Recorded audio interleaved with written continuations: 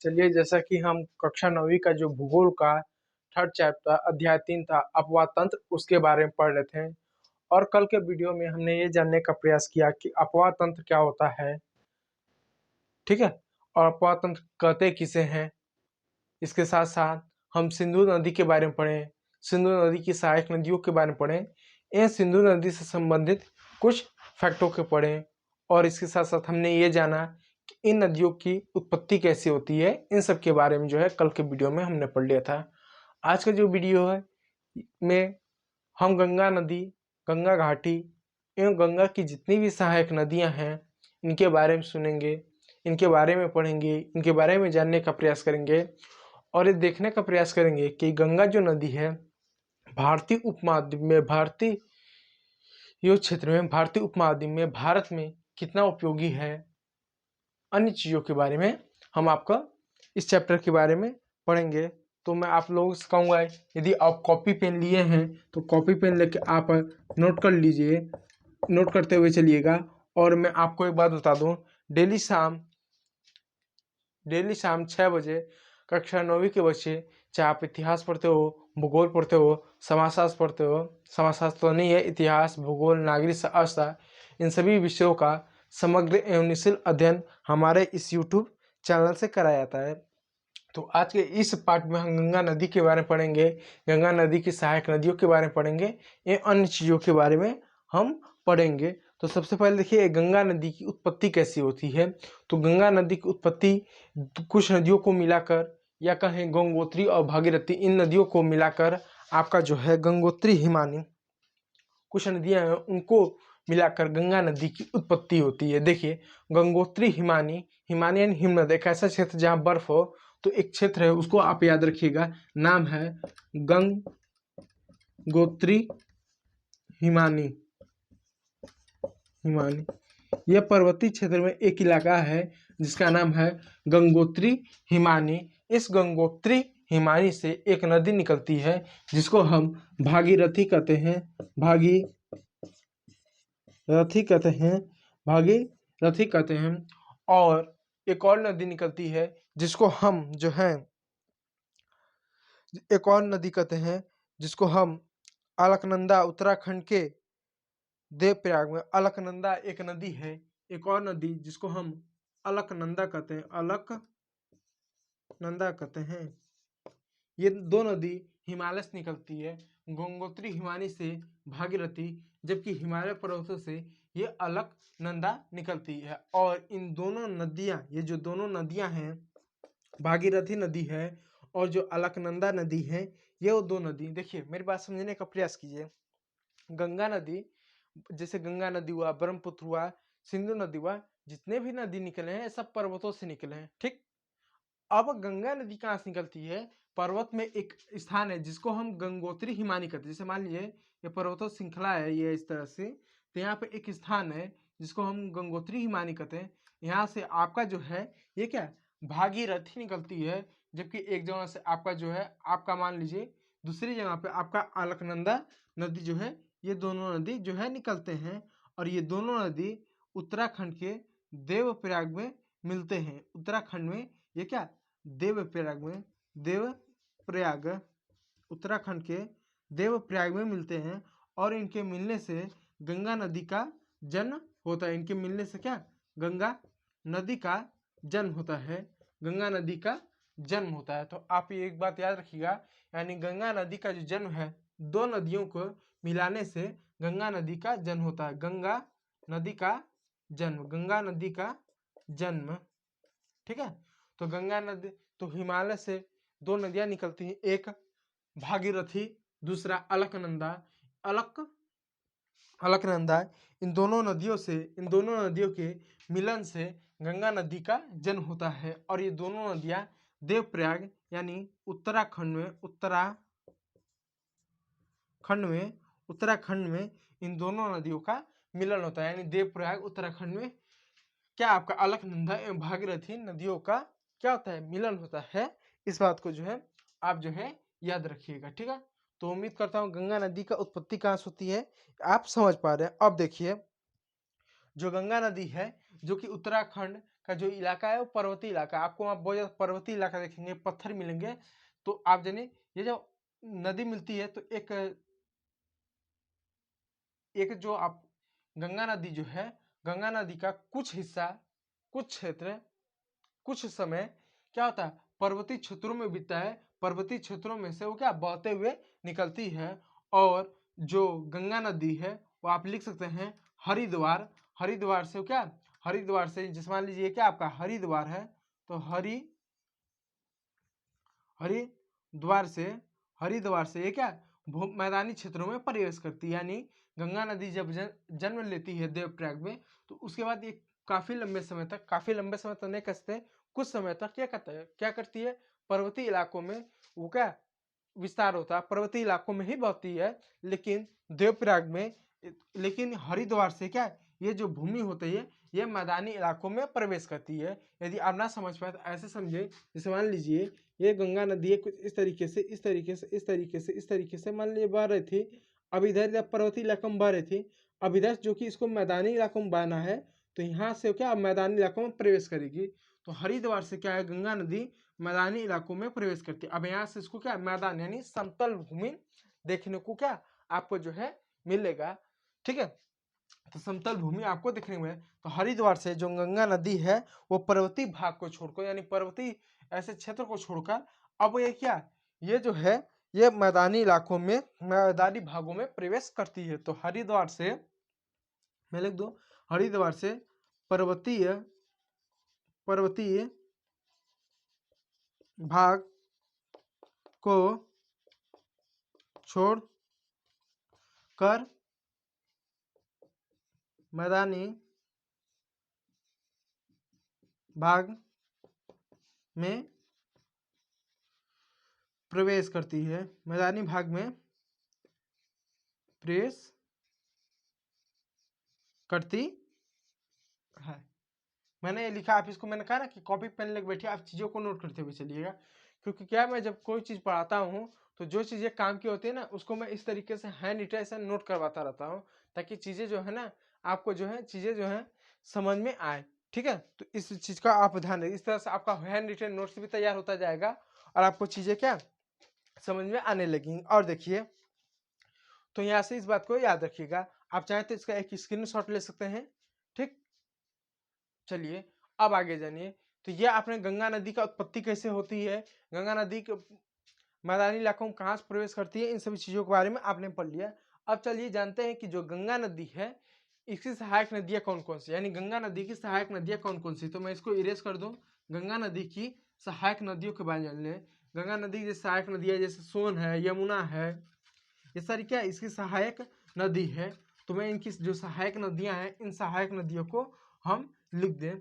अब सवाल होता है सहायक नदियाँ क्या होती हैं, सहायक नदियाँ क्या होती हैं। देखिए, सहायक नदियाँ वो छोटी छोटी नदियाँ होती हैं जो किसी एक नदी में बढ़कर उसके आकार को, उसको विस्तार को बढ़ाती हैं। जैसे मान लीजिए ये कोई एक नदी है, ये बह रही है, अब इसमें कुछ ऐसे ऐसे छोटी छोटी नदियाँ आकर मिलेंगी, ऐसे ऐसे छोटी छोटी क्या नदियाँ आकर मिलेंगे, इस तरह से छोटी छोटी नदियाँ आके मिलेंगी। तो ये जो छोटी छोटी नदियाँ आके मिल रही है ये सहायक नदी है। जैसे आपका देख सकते हैं ये गंगा नदी है, तो आपके सारे सहायक नदी है। तो सहायक नदी भी कुछ इस तरीके की आपकी जो है होती है। तो गंगा की कौन सी सहायक नदी है, जैसे यमुना हो गया, यमुना आपका हो गया, घाघरा हुआ, गंडक हुआ, कोसी हुआ, ये क्या हो गए, ये जो हो गए गंगा की सहायक नदियाँ। तो अगर लिखना चाहें सहायक नदियाँ में तो आप जो है यमुना लिख सकते हैं, यमुना हो गया, घाघरा हो गया, घाघरा हो गया, घाघरा हो गया,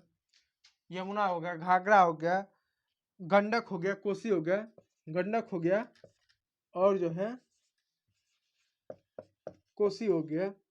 ये जो है यमुना हो गया, घाघरा हो गया, गंडक हो गया, कोसी हो गया, ये जो है चार तरह की क्या ये जो होते हैं ये नदियां होती हैं। यानी यमुना हो गया, घाघरा हो गया, गंडक हो गया और कोसी जो है ये जो है चार तरह की क्या नदियां होती हैं। किसकी नदियां हैं, ये सहायक नदियां हैं। किसकी सहायक नदियां हैं, ये जो है गंगा की सहायक नदियां आपको जो है देखने को मिलेंगी। अब आगे जानिए यमुना नदी। अब यमुना जो है ये भी गंगा की सहायक नदी है, तो इसके बारे में कुछ चीज़ों को हम पढ़ लेते हैं। देखिए मैं आपको लिखवाते हुए चल रहा तो बुरा मत मानिएगा, क्यों? क्योंकि मैं इस चाहता हूँ कि आपको एक हैंड रिटन नोट्स दे दिया जाए, ताकि चीज़ें आप पढ़ते भी रहें, चीज़ों को समझते भी रहें, और प्लस जो चीज़ें काम की आप उसको लिखते हुए चलें, क्योंकि इसमें ज़्यादा चीज़ें आपको लिखनी पड़ेंगी।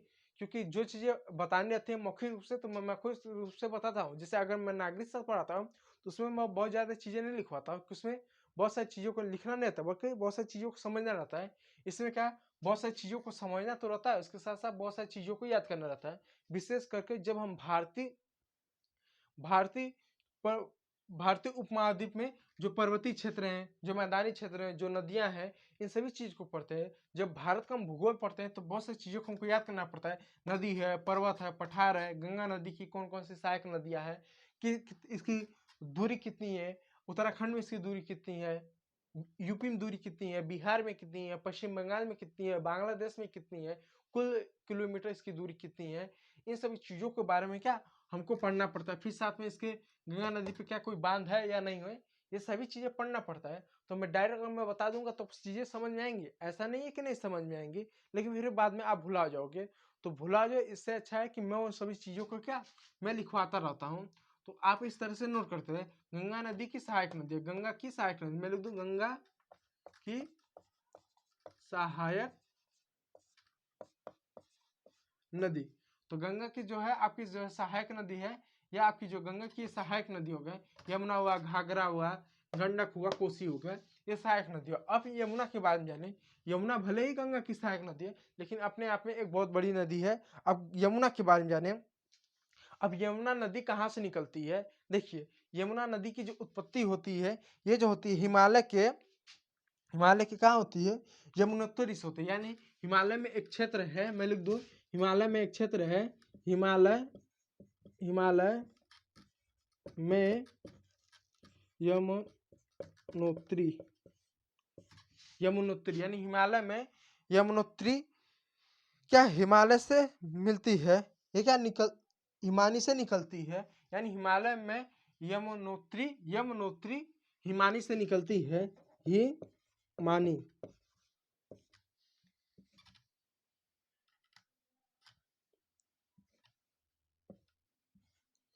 ठीक है, तो हिमालय में यमुनोत्री हिमानी से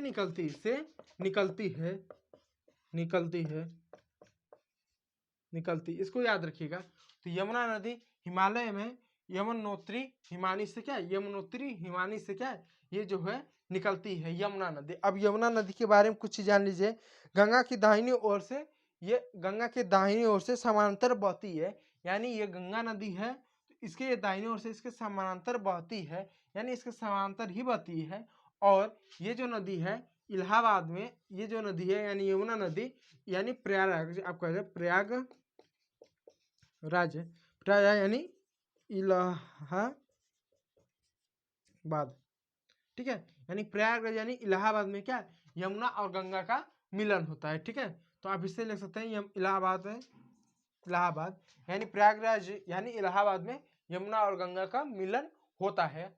और अन्य चीजों के बारे में आप जान लीजिए। देखिए, ठीक है, अब जो है आप जो है यमुना की इसकी सहायक नदी के बारे में जान ले। क्या इसकी भी कोई सहायक नदी है? क्या इसकी भी कोई सहायक नदी? हाँ, इसकी भी यमुना की भी कुछ सहायक नदी हैं। और यमुना की जो सहायक नदी है वो क्या गंगा की भी सहायक नदी है। यानी अगर मैथ के भाषा में बात करें, जैसे अगर a = b है, यानी अगर a b के बराबर है और b जो है c के बराबर है, तो आप बता सकते क्या d जो है a के बराबर है। जैसे यदि a b का भाई है और b c का भाई है, तो d क्या a का भाई होगा। ठीक उसी प्रकार यहाँ पर भी क्या ऐसा ही है कि यमुना की जितनी भी सहायक नदी है, एक तौर से क्या वह गंगा की सहायक नदियां भी मानी जाती हैं। ठीक है, तो ये जो नदियां लिखाऊंगी क्या है गंगा की सहायक नदी है, जो एक तरीके से गंगा की भी सहायक नदियां मानी जाती हैं। तो कौन कौन सी इसकी सहायक नदी है? इसकी कौन कौन सी सहायक नदी है? जैसे घाघरा, गंडक, कोसी, ये भी क्या है, ये भी जो है इसकी सहायक नदियां हैं। ठीक, अब आगे देखिए। अब देखिए, गंगा और ब्रह्मपुत्र और बांग्लादेश में क्या होता है? बांग्लादेश बांग्लादेश में क्या होता है, ब्रह्मपुत्र ब्रह्मपुत्र प्लस गंगा का मिलन होता है। तो यहाँ पर इस गंगा का मिलन होता है, तो यहाँ पर इसको किस नाम से जानते हैं, इसको यहाँ पर किस नाम से जानते हैं, यहाँ पर इसे हम जमुना कहते हैं।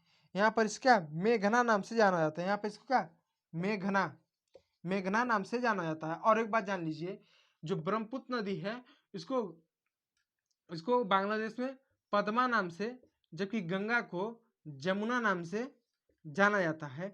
यानी जो गंगा नदी है बांग्लादेश में इसको लोग जमुना नाम से, जबकि ब्रह्मपुत्र को पद्मा नाम से जानते हैं। और ये दोनों नदियां जब बांग्लादेश में मिलती हैं, गंगा और ब्रह्मपुत्र का जब गंगा में जब मिलन होता है तो इसको जो है मेघना नदी कहते हैं, मेघना नदी कहते हैं। तो मेघना नदी कहते हैं, ठीक है।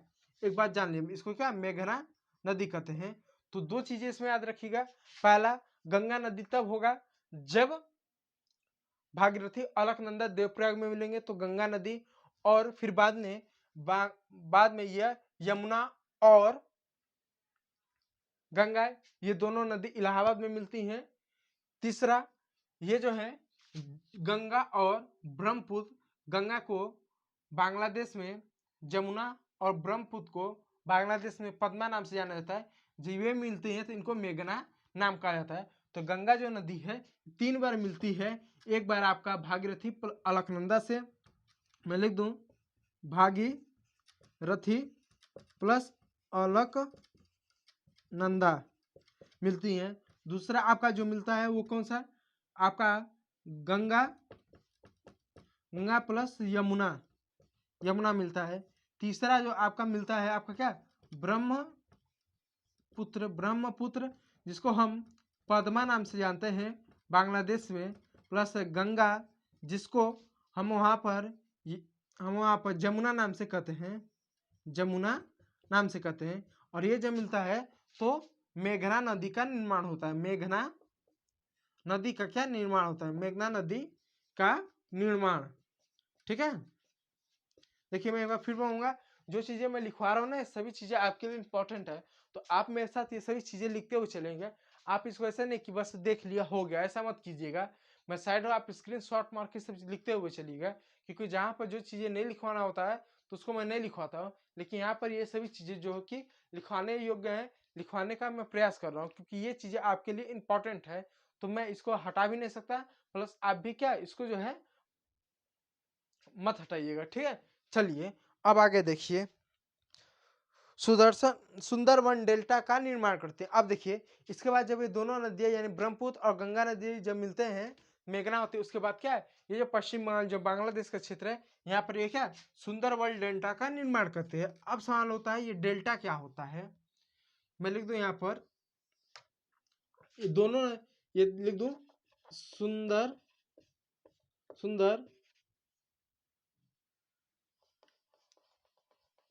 मैं लिख दूं सुंदरवन डेल्टा का निर्माण करती हैं, ठीक है, निर्माण करती है। अब सवाल होता है डेल्टा क्या है, डेल्टा क्या होता है, डेल्टा क्या होता है, डेल्टा क्या होता है।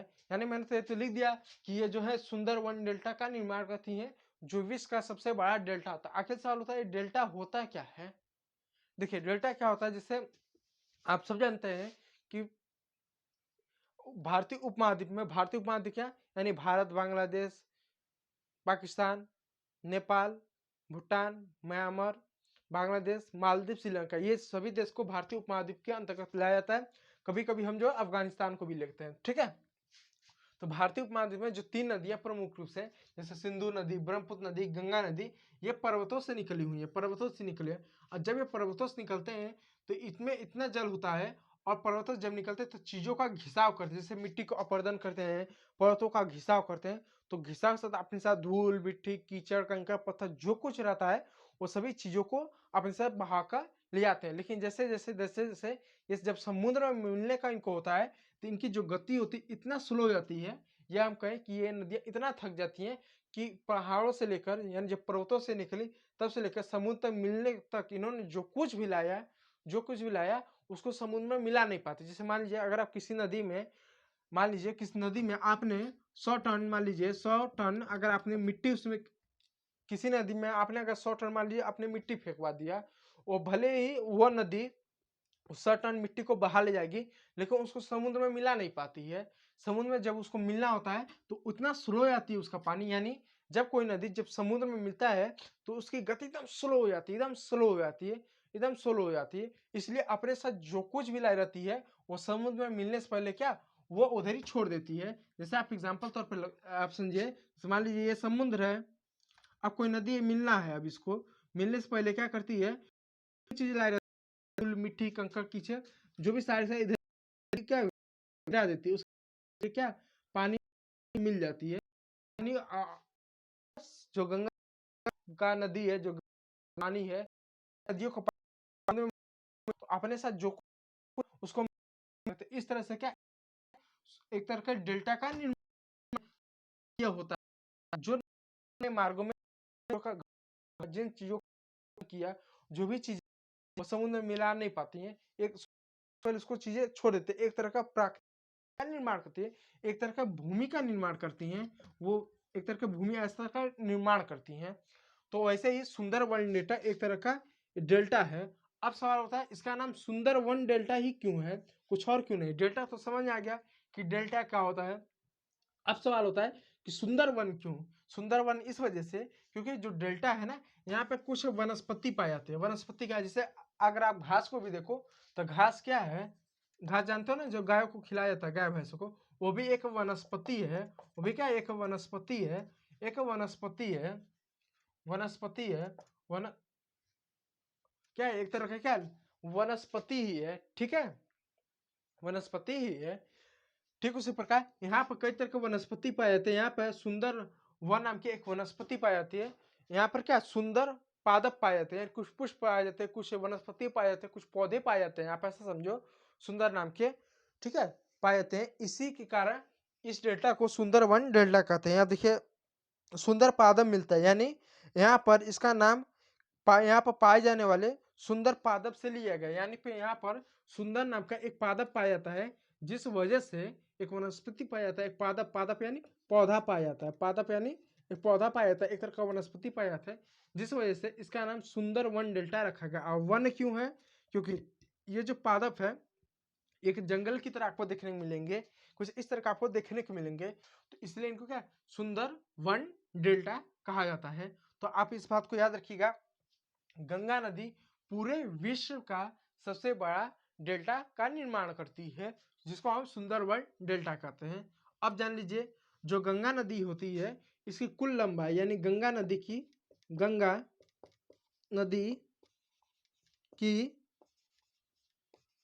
कुल लंबाई लगभग में अगर आप बात करें, लगभग में अगर आप बात करें, लगभग में अगर आप बात करें, लगभग में बात करें तो 2500 किलोमीटर लंबी है। यानी गंगा नदी 2500 किलोमीटर क्या किलोमीटर क्या आपकी किलोमीटर लंबी है। यदि एग्जैक्ट बात करें तो 25 किलोमीटर जो है गंगा की लंबाई है। यानी इतना बड़ी ये जो है नदी है, जो भारत की एक सबसे बड़ी नदी के रूप में है। ये विश्व के सबसे बड़ी नदियों में से एक है। विश्व की सबसे बड़ी नदी नहीं है, लेकिन विश्व की सबसे बड़ी नदियों में से एक है, क्योंकि 2500 किलोमीटर लंबाई होना ये अपने आप में बहुत बड़ी बात है। इतनी बड़ी आप में नदी है जो विश्व की सबसे लंबी नदियों में से एक है। मैं विश्व की सबसे लंबी नदी की बात नहीं कर रहा हूँ, ठीक है, विश्व की सबसे बड़ी लंबी नदियों में से एक है, सबसे बड़ी नदियों में से एक है, ठीक है। अब आगे देखिए, अब इसके और एक बात और जान लीजिए। उस बात को बताने से पहले मैं चाहूंगा कि आप इसका एक स्क्रीनशॉट ले लें। स्क्रीनशॉट जब ले लेंगे तो मैं एक दो पॉइंट को मैं और भी लिखवाऊंगा, हो सके एक दो पॉइंट को मैं आपको और भी मैं बता सकूं इस गंगा नदी के बारे में। आप जैसा कि जानते हैं कि भारत का जो राष्ट्रीय पशु है, राष्ट्रीय जो पशु है, पक्षी नहीं पशु, वो बंगाल टाइगर है। यानी क्या बंगाल टाइगर है। तो जो बंगाल टाइगर है वो कहाँ पर पाया जाता है, वो इसी सुंदरवन डेल्टा में ही क्या बंगाल टाइगर पाया जाता है हमारा। तो मैं इसको इरेज करके मैं लिख दूं, नहीं तो आप वैसे मौखिक रूप से लिखना चाहें तो लिख सकते हैं, वो आपके ऊपर है। लेकिन फिर भी मैं चाहूंगा कि आप लोग को लिखवा दो ताकि आपको कोई प्रॉब्लम ना हो, ठीक है। तो मैं यहाँ पर लिखवा देता हूँ। बंगाल जो टाइगर है वो सुंदरबन डेल्टा में ही क्या पाया जाता है, सुंदरबन डेल्टा में पाया जाता है। तो जो बंगाल भारत का जो राष्ट्रीय पशु जो यहीं पर पाया जाता है। तो रॉयल बंगाल टाइगर मैं लिख दूं, रॉयल बंगाल टाइगर पाया जाता है। ठीक है, सुंदर वन डेल्टा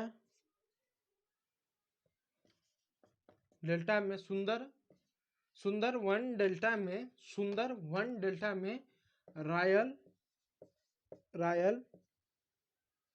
बंगाल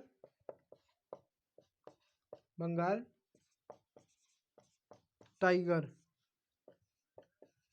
पाया जाता है। ठीक है, इसको जो है आप नोट कर सकते हैं। ये जो चीजें हैं आपके लिए इंपॉर्टेंट है, पाया जाता है। ठीक, तो उम्मीद करता हूं कि आपको जो है गंगा नदी के बारे में, गंगा नदी से संबंधित जितने भी फैक्ट था, जो कॉन्सेप्ट था, आपको समझ में आया होगा। तो गंगा नदी, इस हिसाब से आपका जो गंगा नदी है ये समाप्त हुआ। और इसके बारे में जो भी चीजें इंपॉर्टेंट थी, जो आपके एनसीईआरटी ने जो दे रखा था, उसके बारे में मैंने बताया। और एक बात और जान लीजिए, एक बात कि गंगा नदी का सर्वाधिक जो विस्तार है यूपी में आपको देखने का मिलता है। ठीक है, देखने को मिलता है। तो गंगा नदी के बारे में मैंने जो कुछ भी लिखा, आप इतना चीज को याद कर सकते हैं, इतने सारी चीजों को याद कर सकते हैं, लिख सकते हैं। और जो है, जो कि आप कक्षा 9वीं के बच्चे हैं, तो गंगा नदी के बारे में आप इतनी ही जानकारी रखिए। कक्षा अगर 11वीं में पढ़ेंगे तो गंगा नदी के बारे में फिर पढ़ना पड़ेगा, लेकिन जानकारी थोड़ा सा ज्यादा हो जाएगा कि यूपी में इसका कितना किलोमीटर विस्तार है, बिहार में कितना किलोमीटर इसका विस्तार है, पश्चिम बंगाल कितना किलोमीटर इसका विस्तार है, कि पश्चिम बंगाल में इसके दो धाराएं हो जाती हैं। ठीक है, इसके बारे में पढ़ना पड़ेगा। अन्य बहुत सी चीजों के बारे में, क्या आपको गंगा नदी के बारे में, गंगा नदी के परियोजनाओं के बारे में पढ़ना पड़ेगा। बहुत सी चीजों को और भी गंगा नदी के बारे में पढ़ सकते हैं, जो कि आपके जो सिलेबस है उसमें नहीं दिया हो। कक्षा 9वीं के बच्चों तक बस इतनी ही जानकारी दी है, तो मैं उतनी ही आपको दे रहा हूँ। बाय द वे, वैसे अगर आप कक्षा 11वीं में पढ़ेंगे, 12वीं में भूगोल लेंगे 11वीं में, तो आपको जो फिर एक बार नदी तंत्र के बारे में पढ़ना पड़ेगा, अपवाद तंत्र के बारे में पढ़ना पड़ेगा। और फिर गंगा, सिंधु, ब्रह्मपुर वापस आएंगे एक नए रूप में, एक नए आकार में, एक नई जानकारी के साथ वापस आएंगे। तो अभी के लिए इतना ही। और मैं कहूँगा आज का जो वीडियो रहा बहुत बड़ा नहीं था, बहुत छोटा था।